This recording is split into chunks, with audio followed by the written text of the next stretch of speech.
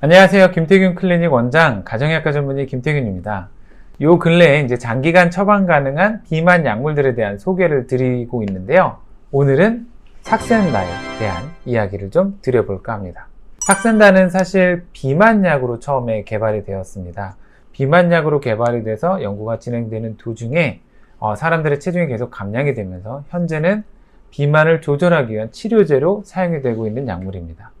리다글루타이드라고 하는 성분으로 이루어져 있는데요. 우리가 어떤 음식을 섭취하게 되면 소장에서 GLP-1이라고 하는 호르몬이 분비가 되게 됩니다. 이 호르몬이 음식물이 지나가는 흡수되는 속도를 지연을 시키고 그래서 이제 위 배출 시간을 지연시키는 데 도움이 되는데 우리 몸에서 분비되는 이 GLP-1의 경우에는 굉장히 그 작용 시간이 짧습니다. 이걸 인위적으로 만들어낸 물질이 삭센다라고 생각을 하시면 됩니다.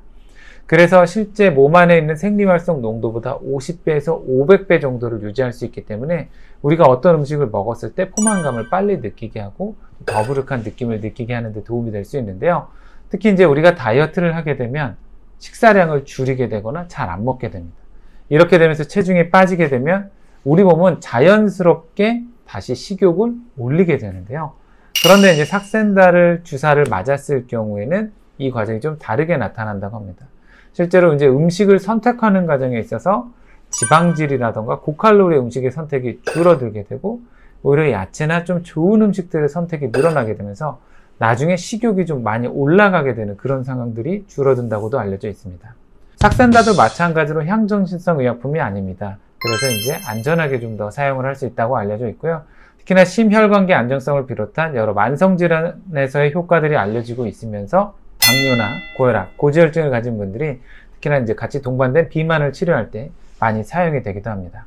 하지만 처음에 이제 인슐린을 사용했던 당뇨 환자들에게 사용을 하면서 그분들은 사실 약간의 메스꺼운 증상들을 좀 어느 정도 견디는데 좀 적응이 되어 있는데요.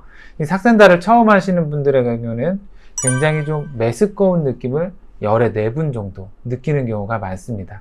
그래서 이전에 콘트라브에서도 설명을 드렸지만 콘트라브를 오히려 약간의 능가할 정도의 약간 처음에 울렁거리는 느낌과 토할 것 같은 느낌이 생각보다 꽤 심하다고 알려져 있고요. 그리고 최근에 12세 이상 소아청소년에서도 허가를 받았기 때문에 너무나 이제 좀 많이 비만한 소아청소년에서도 사용을 해볼 수가 있는 약물입니다. 삭센다는 하루에 한 번 일정 시간에 내 배나 허벅지 같이 지방이 많은 부분에 주사를 하는 약물인데요. 여기에다 주사 바늘을 꽂아서 하루에 한 번 내가 셀프로 주사를 해줘야 됩니다. 사실 그래서 간편하다고 하는 분들도 있지만 그래서 많이 부담을 느끼는 분들도 솔직히 있습니다.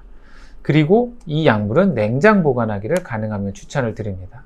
삭센다에서 권장하는 주사 방법은 첫 일주일 동안은 용량을 0.6으로 해서 주사를 맞으시고 그 다음 일주일 동안은 1.2mg 그리고 그 다음 일주일은 1.8mg 다음 일주일은 2.4mg 그리고 마지막 5주차에 3.0mg까지 증량을 해서 주사를 계속 유지해 가기를 추천을 드리고 있습니다. 그렇게 하면서 이제 최대 감량 효과가 많이 이제 발견이 됐다는 연구 논문들이 있는데요. 하지만 실제 사용을 하다 보면 그렇게 올렸을 경우에 생각보다 굉장히 많이들 불편해 하십니다. 그리고 이 펜값을 또 무시할 수는 없기 때문에 실제 필드에서 우리나라 사람들을 대상으로 좀 사용을 해보면 한 1.2에서 1.8mg 정도를 써도 식욕이 조절되면서 식사량을 조절하는 데 도움을 받는 분들이 생각보다 많습니다. 그래서 물론 이제 연구 논문에서 올리는 정도로 해서 올려서 효과를 보실 수도 있지만 나는 메스꺼운 증상이 너무 심하고 불편하다라고 했을 경우에는 천천히 꼭 일주일 단위가 아니라 내가 일단 그 용량으로 쓸 수 있는 만큼 예를 들어서 0.6으로 나는 한 달 동안 써도 괜찮다라고 하면 그렇게 쓰셔도 상관없고요. 그리고 나서 조절이 잘 안 된다고 했을 때 용량을 증량을 시켜도 되는데 이게 10칸을 돌렸을 때 0.6에서 1.2 또 10칸을 돌리면 1.2에서 1.8 이렇게 올라가게 되어 있습니다. 그래서 뭐 5칸씩 해서 0.3 정도씩 올리는 것도 방법이니까 처방을 받은 선생님들과 상담을 하셔서 용량 조절을 하시기를 추천을 드립니다.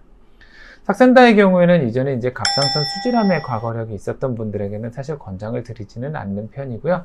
당뇨약을 경구로 드시는 분들 중에는 저혈당이 유발될 수 있는 약물들은 약물 조절이 필요하니까 약물을 복용하고 계시는 분들이나 지병이 있었던 분들의 경우에는 먼저 주치의와 상의하신 후에 시작을 하시기를 추천을 드립니다.